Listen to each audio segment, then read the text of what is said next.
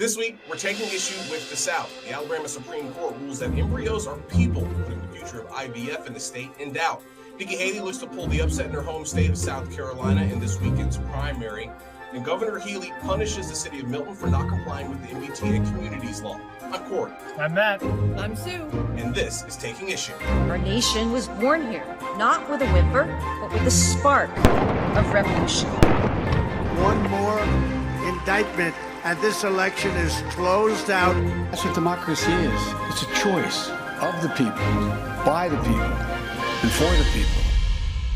Hello and welcome to another episode of Taking Issue. I'm Corey Smith, joined as always by my fearless team, Matt Pritchard, NBC 10 Boston political reporter, and NBC 10 Boston political commentator, analyst, and my at-issue co-host, Sue O'Connell. Before we get to everything going on in the South, Alabama and the South Carolina primary, we're going to start local in the city of Milton. Just a few days after voters there voted to not comply with the MBTA Communities Law, the Healey administration strikes back. Milton will no longer be eligible to receive housing grants to build more housing around the MBTA station there, and won't be eligible for more than $140,000 meant for seawall improvements and a new dock at Milton Landing because voters said, you know what? We're not going to comply with this MBTA Communities Law. Matt, you covered this before the vote, after the vote. I got to think that folks in Milton had a sense that this could ultimately happen, and here it is. It has happened. They've been punished. And specifically those that were voting yes to go forward with the MBTA Communities Law. Many of them were voting yes because they were concerned that this exact thing was going to happen. And now the governor has made good on her threat to do this. So certainly if you're a yes voter right now, you're saying, I told you so. On the no side of the coin, of course, they're hoping that they're going to be able to get back to the table with the state and come up with a new zoning plan that might fit better into what they think the town of Milton should be responsible for when it comes to housing within the MBTA Communities Law. But again, this is exactly what a lot of people were expecting to see happen. And of course, all eyes now on AG Andrea Campbell to see whether or not she'll be bringing legal action against the town in the days ahead. Sue, what are your thoughts on this? I think when we talked about it, we kind of thought that this didn't seem like the Healey administration or AG Campbell was going to, bluff. They were actually going to do this. Yeah, I mean, look, there are certainly nuances to this vote. This is not, and this result, the reason and motivation why people were voting yes or no. It wasn't a complete, we definitely want to comply, we definitely want to do this, nor was it either not in my backyard. There's some nuances here that other folks can spend some time delving into. But the reality is we can't keep talking about how there is a housing crisis in this state and demanding that our lawmakers do something, and then have a town say, we're not going to comply and not expect the hammer to come down. Because if Andrea Campbell and Maura Healey did not respond in the way that they promised to, other cities, towns, and across the state would look at it as an option to not comply with the law. So unfortunately for Milton, they're the first ones that are going to get the hammer on this. Again, I think because there's some nuance to this situation, they might be able to get to the negotiating table and work it out. But I remember, Maura Healey was the state's attorney general, and she sued Trump 1.5 billion times. She's not going to be afraid to enforce the law, and Andrea Campbell is of the same ilk. So Milton should not be surprised by this result. But again, sometimes when the hammer's hanging over your head, you get to the negotiation table a lot quicker. And if there is strength in numbers, Milton's looking kind of weak. They are on an island in this issue. In a letter to Milton, Livable Community Secretary Ed Augustus wrote, quote, "At this time, Milton is the only rapid transit community in Massachusetts that is not in compliance. If we do not all come together to build more housing, we will not be able to overcome our affordability crisis. We need every community to do their part." Now, Matt, I know when you were out there, the folks on the no side of this said, hey, we are not against affordable housing. We just don't think this plan in this location works for us. Did they seem like they were ready to take that next step? I know everyone can say, oh, we're going to come to the table and try and figure this thing out to get into compliance. But you're losing real dollars now. Do you think that may put some urgency on whatever negotiations are happening between the folks in the no camp and the city? Yeah, I think you could see an uptick in that urgency. And I also think the state wants to get this into compliance. So both sides will be amenable to the idea of coming forward and trying to figure out something that works for Milton. Of course, on the no vote side of the coin, their big argument was the fact that they have the Mattapan trolley that comes through there, which is technically part of the red line. But in their mind, it only holds 38 people. That is not rapid transit, and it shouldn't be classified as such under the MBTA Communities Law. So to them, it's not that they don't want these extra units. They just don't think that there should be that many extra units put upon them because of their own transportation hindrances that they're experiencing. In fact, some no voters even said we'd love to see the red line extended out here and have more rapid transit options for Milton. That's just not the case at this moment. So it's going to be very interesting to see whether or not the governor, the state, the city, the town finds a way to try and find that common ground, that middle ground that perhaps everyone can agree on and figure out what those units would look like in the town of Milton. So you lived in Massachusetts much longer than Matt and I have. Combined, I think, actually. Yeah, combined. Are you surprised to see just sort of that one city, that one town buck the wants of the state government and say, no, we're not going to do this? Or is there maybe some precedent, not specifically in the case of the MBTA Communities Law, but other, legislations where some cities and towns have said, nope, not going to do it? And if so, what has been the outcome? Yeah, I'm trying to think. And when the vote came down, I was looking to see if there was a precedent that I could easily look at it, and I haven't. I mean, I can't. And I think it's also important to note that this is an area that has voted for Maura Healey, voted for Andrea Campbell, votes as Democrats, and some of them are getting the residents are trying to make sure that they're trying not to look like a "don't tread on me" town. That this is not about disobeying the law, and it's not about, for some of them, telling the state that they can't tell them what to do, but more to, Matt's reporting, more about they want to make sure they can negotiate this, because that trolley, which we all forget about, that runs from Milton on a regular basis, except when it breaks down. And then suddenly, I think it's probably the last time it was updated might have been in the early 1900s. So they do have an argument. It's they're going to have to get to the negotiation table to do it. But I know they're really trying to many residents not make it seem like we're defying the state, even though they obviously are.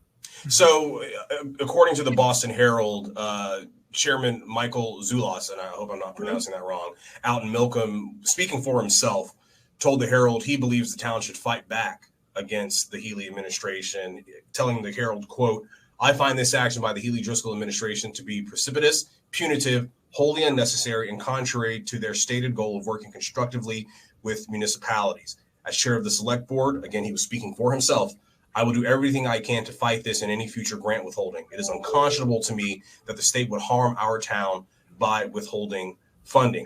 And I'm just curious. When I understand the housing grants thing, because that is sort of tied to the community, the MBTA Communities Law. But, and you'll forgive me because I haven't been out to Milton in a long time, but is the seawall out there really in desperate need of repair? It might be, but it's not necessarily like I didn't even know they had a seawall. So, they're on Dorchester Bay. Certainly that area has been in danger due to the rising tides and the climate crisis. But, again, Corey, it was clearly laid out that this would be what the results would be. And I think that if you're going to vote for an attorney general to be the governor, when she's the governor, she's going to do what she says she's going to do, and she's going to follow up. So I think that this shouldn't be a surprise. And again, I think we should all just buckle up for some hyperbole as they head to the negotiation table around it. Yeah, Matt, I guess what are you going to be looking out for as this sort of process moves forward? It seems like the no folks were pretty engaged and were pretty sort of willing to talk about this. And now it seems like you said, that urgency is going to have to be there.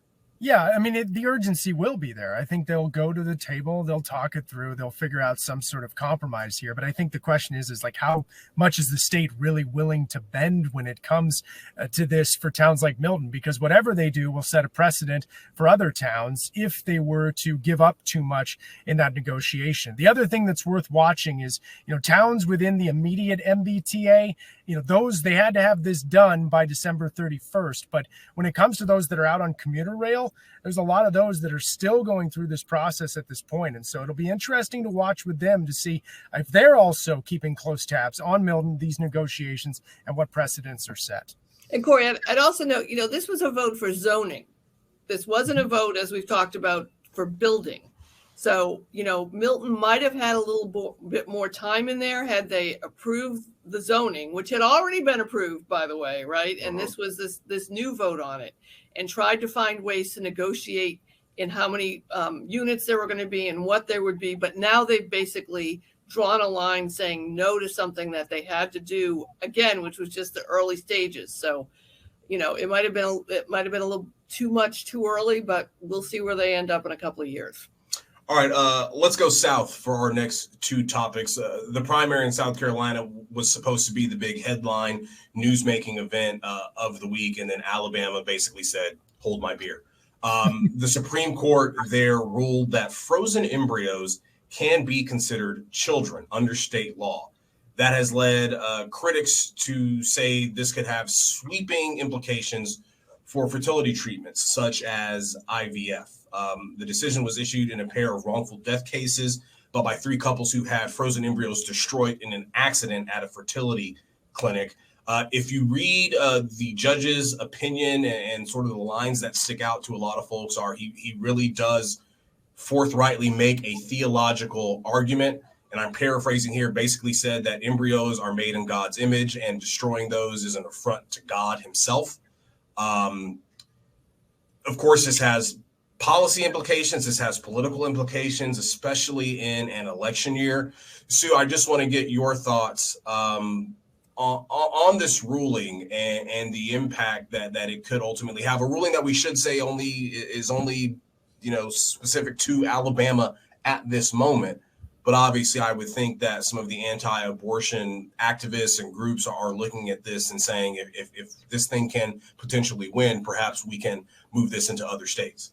So, Corey and Matt, I imagine that it wouldn't be surprising what my reaction is, but what is surprising is the reaction of some very conservative anti-abortion, anti-choice governors like Governor Kemp, who are reacting, saying they don't understand the ruling. These are people who tried to enact the so-called heartbeat rule regarding when a fetus could be beyond being able to be aborted. So my reaction, I guess, is not surprising that I think it's outrageous, but that there are some very conservative Republicans holding elected office who think that this is absolutely bonkers and this is a crazy decision.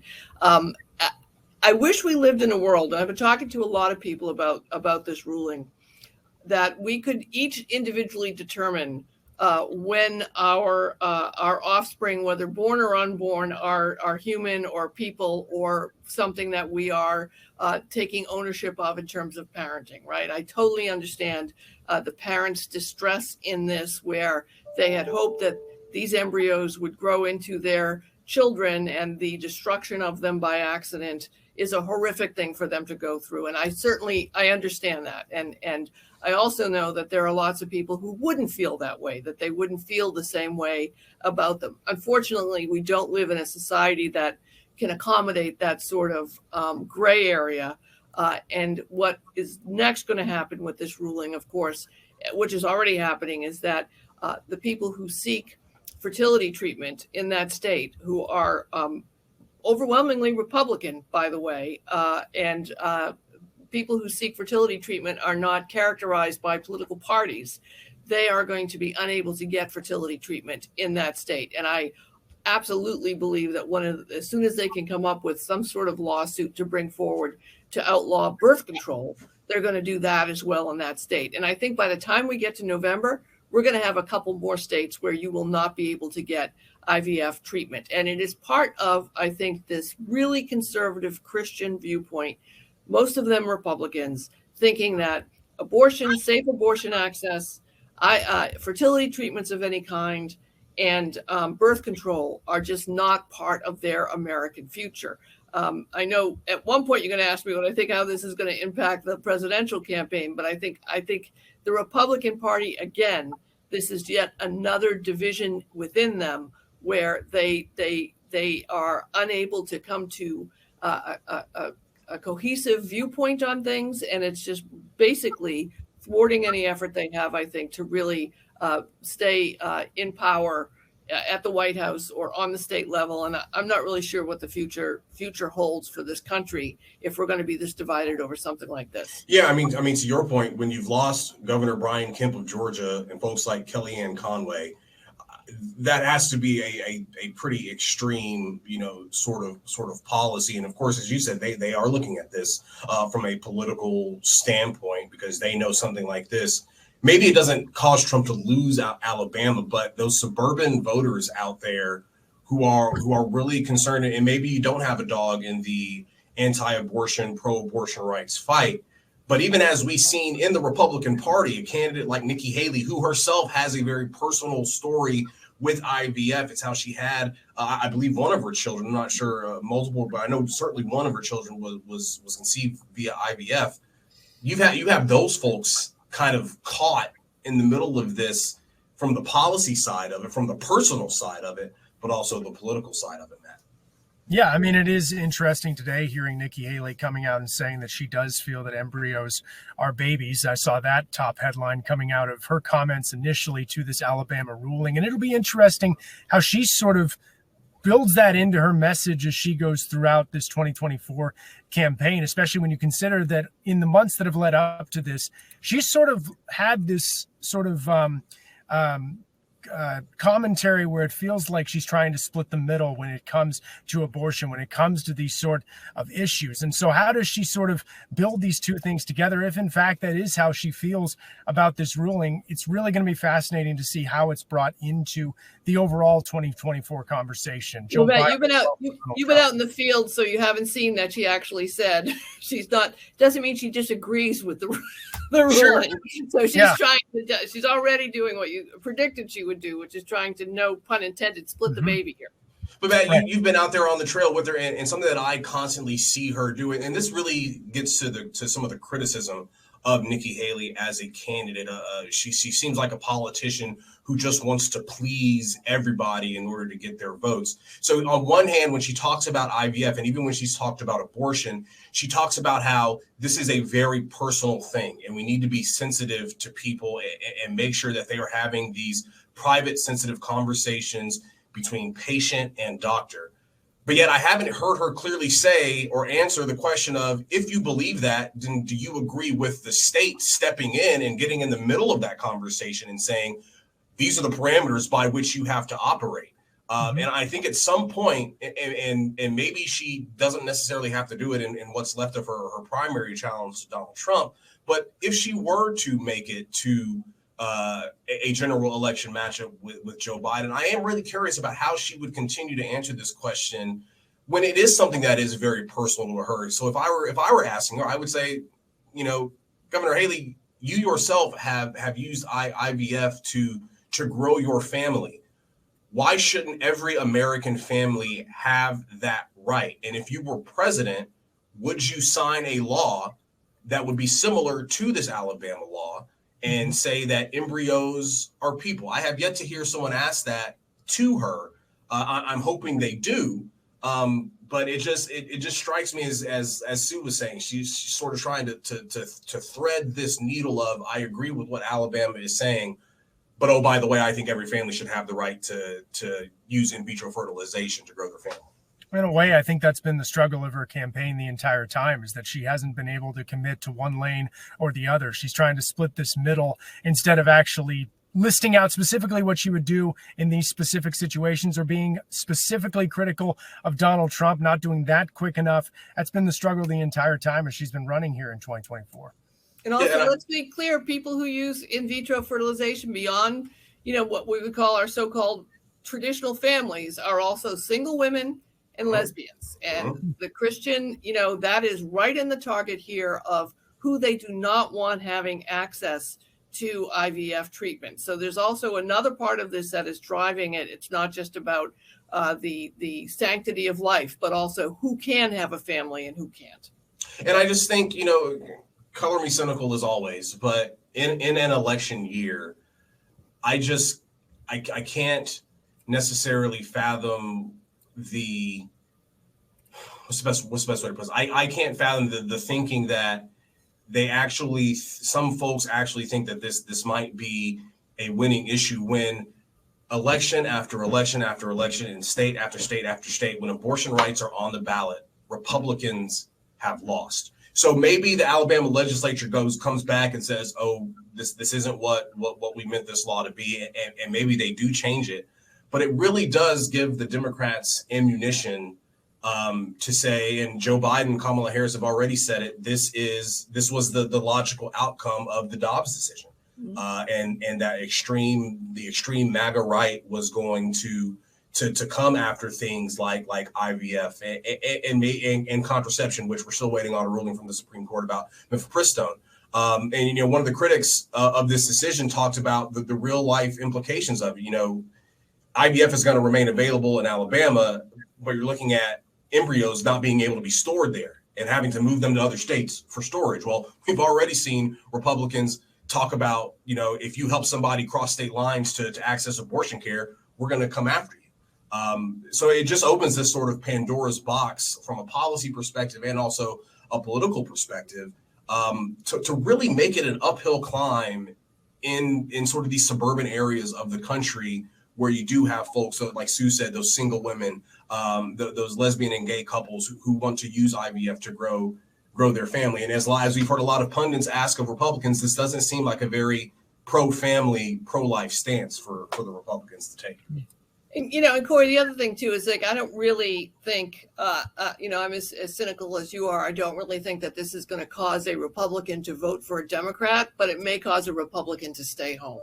Mm-hmm. And I think that's what we saw sometimes in the midterms. I think that's what we saw in the race for Senate in Virginia and in Georgia, that although other Republicans won on the ballot, the senators didn't. And it was because Republicans blanked that spot on the ballot. So it's not just the idea that suddenly Republicans are going to say, I'm going to vote for anybody other than a Republican, but they may just blank their ballot. Matt, any final thoughts on this? No. I think we've covered it pretty thoroughly here. It's just going to be interesting to see how this all takes shape and whether or not it moves up to the Supreme Court as well in the next few years. Yeah, we'll have to see. Well, certainly, as we've been discussing, it is already having an impact on the campaign trail. I don't think Donald Trump has responded to the Alabama ruling yet, but we know Nikki Haley has. And of course, those two are headed for a one-on-one matchup in South Carolina this Saturday. By all indications from polling, it does appear that Donald Trump is going to run away with this primary. And again, just like in New Hampshire, we're going to be sort of watching the margins. Earlier this week, Nikki Haley called this media not press conference, but a media attention to an address she was going to have. A lot of folks thinking that she was going to drop out of this race. And she said, oh, no. The votes are going to be counted on Saturday, and come Sunday, I will still be in this race. Matt, we'll start with you. A, does she have a chance in South Carolina? And if she does get trounced, as the polls may indicate, do you see her going on into Super Tuesday with visions past Super Tuesday? I think no. I don't think she stands a chance in South Carolina. I think she's going to get trounced in her home state, which we've been seeing take shape for the last few weeks or so. And then when it comes to whether or not she can move past Super Tuesday, I just don't see it, to be honest with you. And frankly, after she lost Iowa and New Hampshire, I was thinking that her chances were pretty much dead in the water at that point. Now she's going to lose her home state. She still has the money to keep buying ads and keep traveling all the way through Super Tuesday. And she has a stacked schedule going through all of those states, including Massachusetts. In fact, very close to our studios for NBC 10. But past that, I mean, she would just have to have a massive landslide victory on Super Tuesday that just shows everyone that this is a race, because right now it just isn't. And she's trying to keep saying that this is not a coronation of Donald Trump and that she's staying in the race to make sure that the people have a choice. She is doing that, but we seem to be just on this path towards a Joe Biden-Donald Trump rematch. And every time we talk about it, I hear Auntie Sue in the back of my head. Don't forget about those independents and Democrats, because it is an open primary. But Sue, are there enough independents and Democrats to help her? There weren't enough in South Carolina, though they did make things a little bit more respectable than we thought. And I hear in New Hampshire, we thought that it would be. Yeah, and I hear Corey in my head saying you can't win the Super Bowl unless you win the division title. But the independents and the Democrats, no, there aren't enough. But I will say this: that there's that old saying that it stinks to be ready and not be called, but it's a sin to be called and not be ready, right? Trump is in a slow meltdown here, or a fast meltdown, depending on how you look at it, between the major ruling that came out against him last week, all the millions of dollars that he owes, which he probably does not have, which is accruing interest every single day. That number is getting bigger and bigger and bigger. Healey did, I think, out fundraise him in January. Yes. And is still raising money and is still going forward. And I wouldn't be surprised if Nikki Haley's entire plan is just to be standing, just to continue in the race, in the hope that Donald Trump just completely breaks down and melts down, and for some reason is unable to continue the race, or like we've seen in some of the polls, if he gets convicted of something, criminally convicted, that will change the minds of some Republican voters. So I think her goal right now is not to finish even. Obviously she wants to, but her goal right now, I think, is to remain standing until that Republican convention is over, at least so she can say, I did my best and I tried. But at the best, if he falls apart, then she's standing there and ready to go. Yeah, but Sue, it reminds me of, I grew up watching pro wrestling, and that scenario, Sue, I can just picture that with Nikki Haley standing, and all of a sudden Ron DeSantis just comes running back from the green room because, oh no, don't forget, I'm still here too, Matt. Yeah. Yeah, but that's what makes this election cycle so tough, Corey, is like you're asking these questions and they're fair questions, but there's two ways to answer them. There's the way to answer them in a traditional presidential election cycle way, and then there's the 2024 way, which is all these additional factors that Sue just mentioned. So it's basically, which road do you want to go down? Do you want to talk about legitimate presidential politics the way we are used to seeing them, or do you want to talk about the weird year that it is, 2024, trying to see whether or not the two frontrunners are actually going to be standing come the general election in November, because the same questions, not exactly the same questions, but some of them exist over on the Democratic side as well. And I'll say too, Trump and the Republican National Committee have rigged a lot of this. The whole Las Vegas, Nevada primary and caucus that we didn't even cover because it was too confusing, and the fix was already in that Trump was going to get all those delegates. So there's also this mechanical stack the deck thing that Trump has done, which makes it difficult, if not impossible, for Nikki Haley to get the delegates. But also in the end, they also have to, the Republicans in the states have to vote for the delegates who will then vote on the convention floor. So this process is still unfolding. And to Matt's point, anything can happen because we have no idea where we are right now. Yeah. Who knows? So that primary, of course, this coming Saturday. And then after that, it's on to Super Tuesday, and Massachusetts gets a chance to weigh in. Of course, we're going to have full coverage on NBC 10 Boston and on At Issue ahead of a big, more than a dozen states voting on Super Tuesday, if I'm not mistaken. Of course, Massachusetts being one of them. And Massachusetts might have something to do with that. Yeah, maybe. We haven't had a reason to vote in Super Tuesday since Obama Clinton. Maybe. Hey, let's stay with the race real quick for some taking issue tidbits. Of course, the entire world still reacting to the death of activist Alexei Navalny in a Russian prison camp. We saw immediate reaction from President Biden, from Nikki Haley on his death, and a lot of folks waited a few days for President Trump to respond to it, and he did so, basically comparing himself to Alexei Navalny. So I want to ask you, because this is a question that I've had, and have struggled to understand how Republicans can say Putin is evil, Putin is a dictator. He's a pariah on the world stage. Those same Republicans can admonish and criticize Donald Trump for empathizing with Putin and telling Putin that he can do whatever the hell he wants to our NATO allies, basically calling him a Putin sympathizer, but then say, yeah, if he is the nominee, I'm going to support him anyway.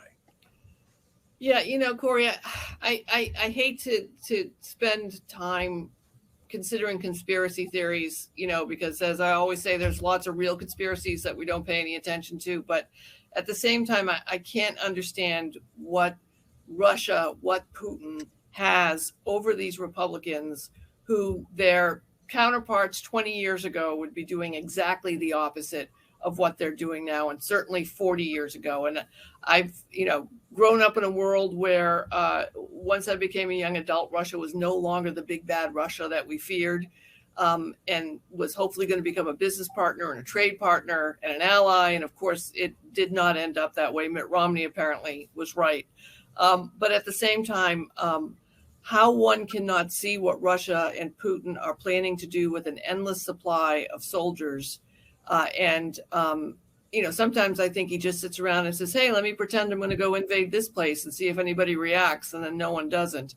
All of the things that Putin and Putin's Russia stand for are the antithesis of what most Americans, the majority of Americans, want America to be, and how the Republicans, the number of them, not even just about the Ukraine funding, but just in general, speaking out against Vladimir Putin, why they're not doing it more strongly is completely confusing to me, and I have no idea why they're not doing it.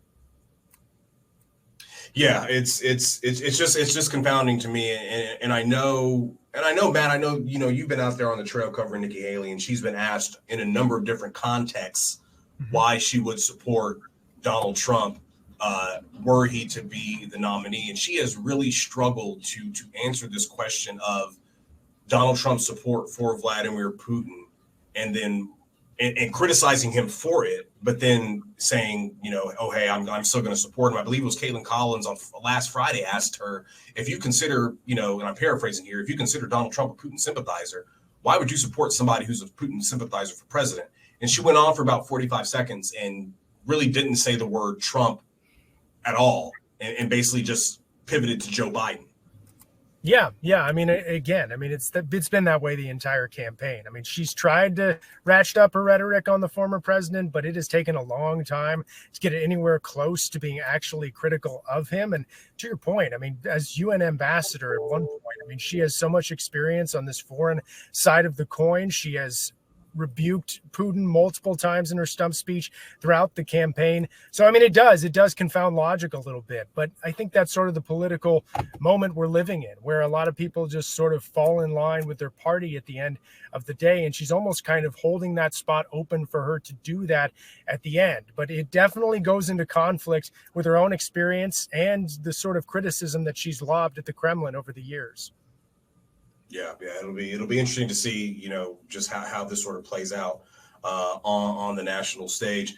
Anything else you guys are watching, Matt? I know we're recording this on a Thursday. I know you were on the White Stadium story today. Just talk about that. What's that issue here, and where folks are really sort of coming down on either sides of what to do with this space. Yeah, so the long story short is that the city wants to revamp White Stadium, which has been here for a very long time. 10,000 people is what it seats. They want to retrofit it, but they want to do it in partnership with a women's professional soccer team. Essentially, the city brings $50 million to the table. Soccer team brings $30 million to the table. They revamp the stadium. They revamp parts of Franklin Park as well.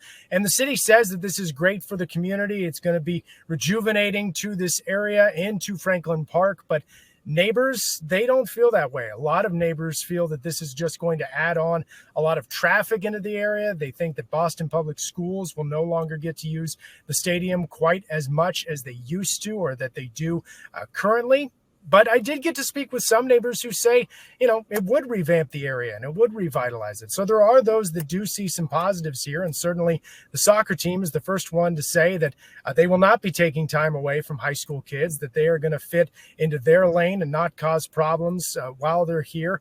But it is a contentious issue, and it's going to be one that's probably going to continue for the months ahead. We saw a lawsuit come out from the Emerald Necklace Conservancy yesterday, and so this is going to get tied up in the courts a little bit, but the goal is to have this done by the fall of 2026 for the start of the soccer season. So we'll wait and see whether or not that timeline holds up. Sue, can you give us a little bit of a background about White Stadium? Off the top of my head, I know it's not been used on a regular basis, as Matt said, and it's fallen into disrepair. It is part of, as Matt referenced, the Emerald Necklace, which is the Olmsted Parks that makes America great, makes Massachusetts and the Boston area so great and so special. And there are also the conservatory, what's their title? Conservatory. Yeah, the Emerald Necklace Conservatory. Yeah, they have environmental concerns, and they're trying to put forward that they're not necessarily concerned about it being used or redone. They just want to make sure that the necklace is protected and the wildlife that's there is protected as well.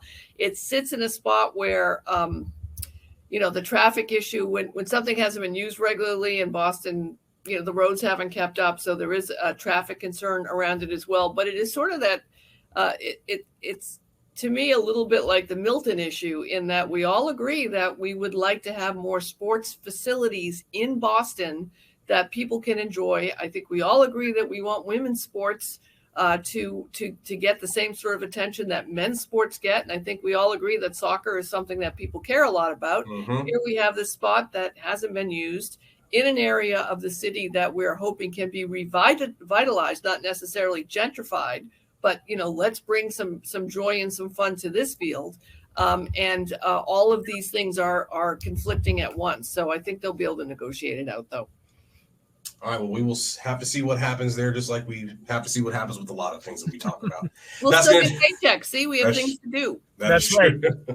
All right, that is going to do it for this week's edition of Taking Issue. Thank you so much for joining us. As always, we'll see you Sunday morning. Sue and I talked to the Chief of Planning in the city of Boston, Arthur Jemison. We asked him about the Squares and Streets initiative and the reforming of the BPDA to move it underneath City Hall's umbrella and the umbrella of the city budget. So that's at 11:30 a.m. Sunday morning on NBC 10 Boston. But for Sue and Matt, I'm Corey. We'll talk to you next week.